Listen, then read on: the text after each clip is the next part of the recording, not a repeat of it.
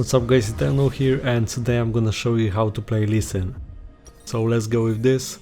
You want to start with Q first, and let's get to his skill explanation. So on passive, after using an ability, Lee Sin's next two basic attacks within 3 seconds gain 40% bonus attack speed, returning 20 energy on the first attack and 10 on the second one. So pay attention how I'm clearing the camps. For each ability I do 2 auto attacks to maximize the attack speed and clear the camp faster. Your passive will still restore energy even if the attacks are dodged, parried, blocked or if you are blinded. And as you level up you can restore more energy, so it's 30 at level 7 and 40 at level 13. As for your Q, Lee Sin fires a blast in a target direction, dealing physical damage to the first enemy it hits, and granting true sight of them for 3 seconds. If Q hits, you can recast that ability within the next 3 seconds, and on recast you can dash behind the enemy marked by your Q, dealing physical damage, and that damage is increased based on target's missing health. So this is the reason why you should be doing ultimate Q and Q again, or Q ultimate Q, just to have more damage as a finisher. Keep in mind that Q collides with minions, so for example you can smite the minion on Q cast to surprise your enemy and land it, though it rarely happens. You can be creative with your Q, for example use it on camps while reaching them to save some time, or when ganking when you are not able to reach your enemy. Just use Q on enemy minion to close the gap and follow up with your other abilities to do an insect, for example, which I will explain later. Next is your W. Lee Sin dashes to the target ally or friendly ward. If the ally is a champion, both they and Lee Sin are shielded for 2 seconds and W cooldown is reduced by 50%. Lee Sin can also self-cast W to shield himself. And if first cast of W is used, you can cast Iron Will within 3 seconds. And as for your second cast of W, which is Iron Will, for 4 seconds you gain bonus lifesteal and bonus spell bump. So the bonus sustain is from 10% to 30%, scaling with rank of this ability. First cast of W can be used on any targetable allied unit, so champions, minions, wards, something like Jarvan's E, T-Mushroom or Trash Lantern, except towers and inhibitors. And with your W you can interrupt your second Q cast, so this leads to a nice combo that is often burning enemy summoner or important ability. So just imagine you are doing Q and during the dash you cast W on something, so you won't finish the Q dash, you land on something that you used your W on. Though it takes a lot of energy, it is useful and sometimes you can make a difference with this combo, so you can try it sometimes. I recommend keeping wards for your W, so don't use it randomly as Lee Sin to ward something, but to gank easier. So on every recall you should be buying control ward. For ward jumps, this time I went boots for mobility and mainly because of the fact that I have my trinket, so I think I will do fine. But other than that, just keep buying control ward on each return. Then E, on active, Lee Sin smashes the ground, dealing magic damage to nearby enemies and granting sight of them for 4 seconds. If E hits an enemy, Lee Sin can cast E again within the next 3 seconds. And on active, second cast of E slows all enemies in range marked by first E for 4 seconds, decaying over the duration. The slow scales with rank of this ability as well, from 20% to 60%. So as for the sight granted by E, it's a bit different than your Q. On your Q there's a true sight, so you can reveal invisible enemies, while on E you can only reveal enemies, like for example in a bush that is not warded. So when you are going in with your Q, for example, and dash, then press the second E you can grant vision for your allies, but you won't reveal invisible targets. You have to use Q for that, keep in mind. Finally, his ultimate, Lee Sin instantly roots the target enemy champion for 0.25 seconds, after which he kicks the enemy in a target direction, dealing physical damage. The knockback is for 1200 units over 1 second. And enemies hit by the displaced enemy receive bonus physical damage and are knocked up for 1 second.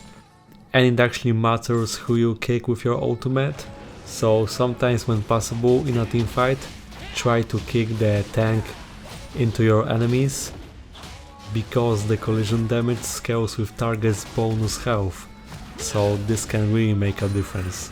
If ultimate target dies when the first hit, there will be no displacement of any kind, and the displacement direction is decided at the moment of impact and not by Lee Sin's and his target relative locations on cast. So the only way for Lee Sin to control where his target is displaced is by using flash before ultimate cast time ends.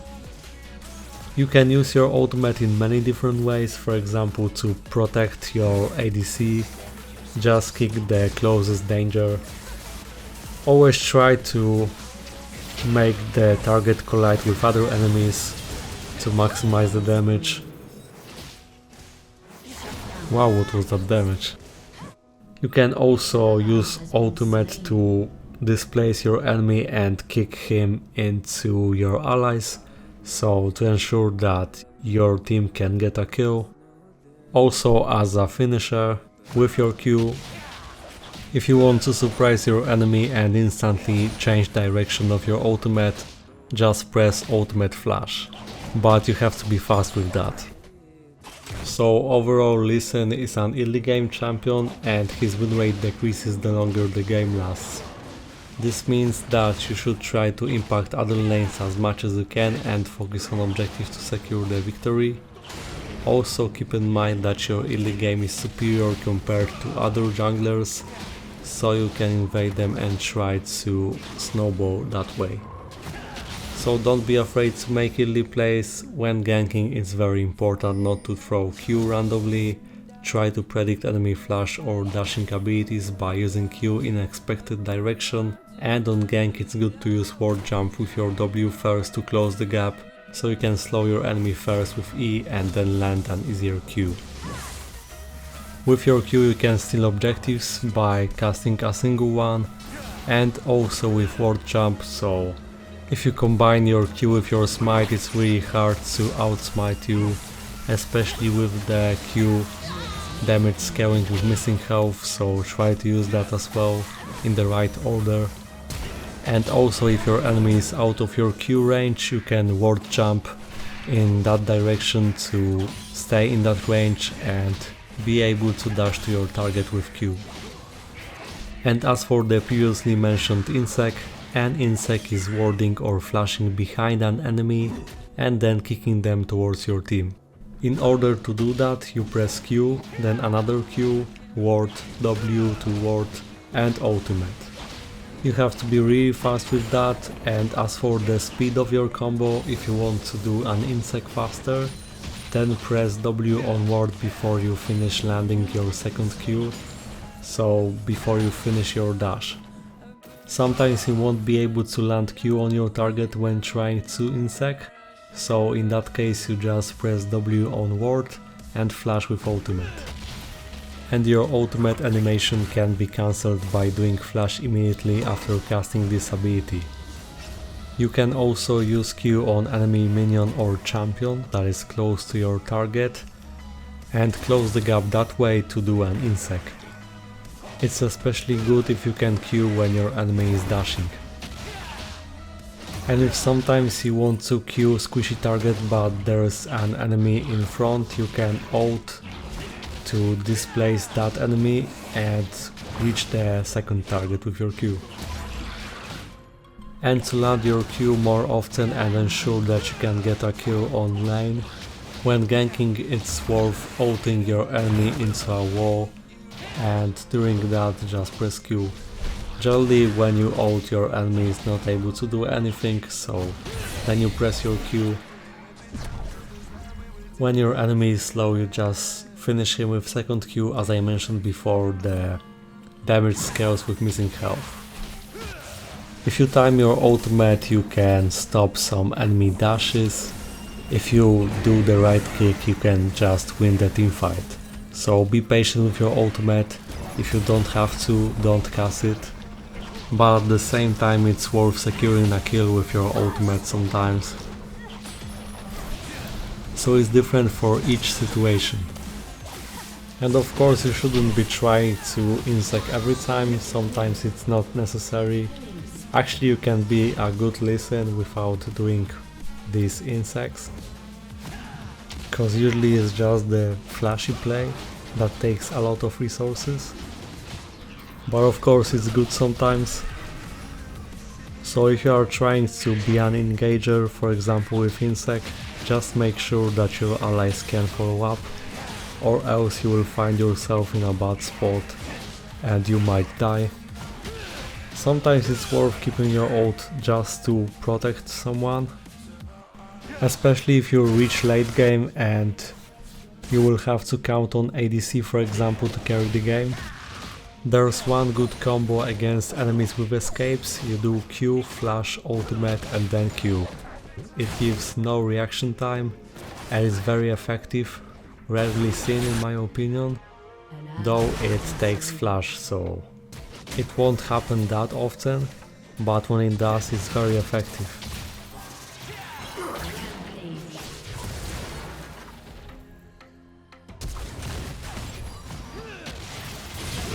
If you prefer to and if it fits your playstyle, you can go even more aggressive build as Lee Sin, which is blue smite with electrocute. Plus your build will look a bit different, more AD, less health.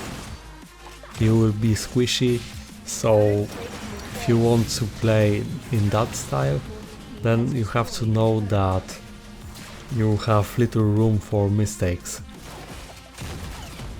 While on Red Smite and Conqueror Lee Sin, you have better traits, so keep in mind to use your Red Smite when in close combat. That true damage helps.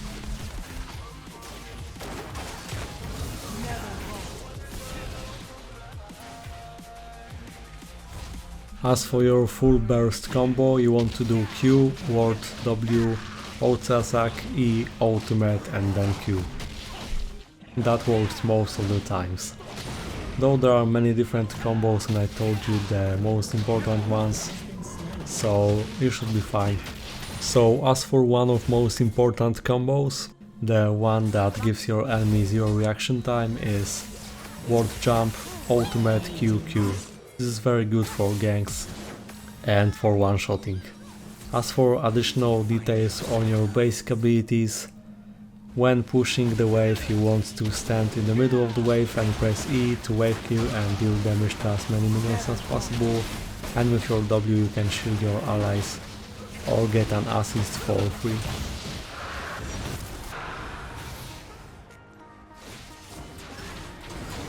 So thank you guys for watching, hope that you learned something about Lee Sin, leave a like, subscribe and see you next time.